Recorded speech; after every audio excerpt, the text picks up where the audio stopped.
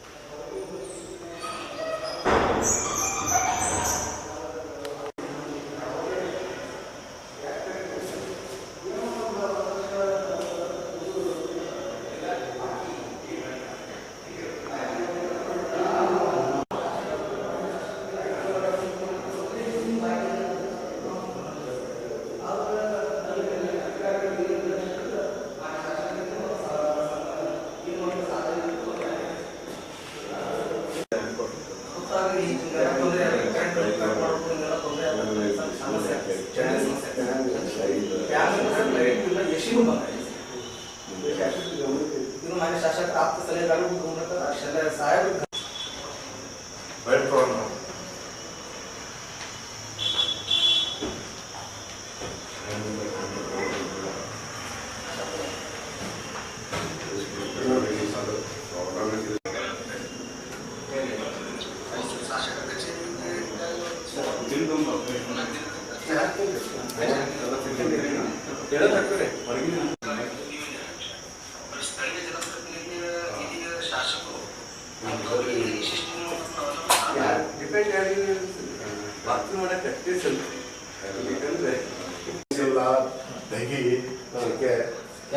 ಈ ತರ ಒಂದು ಸರ್ಕಾರದ ಒಂದು ಶಾಸಕರ ಕಚೇರಿಯಲ್ಲಿ ಕರೆಂಟ್ ಕಟ್ ಮಾಡಿದ್ದು ಎಷ್ಟು ಪ್ರಶ್ನೆ. ಒಬ್ಬ ಶಾಸಕರ ಪರಿಸ್ಥಿತಿ ಈಗ ಬಾಯಿ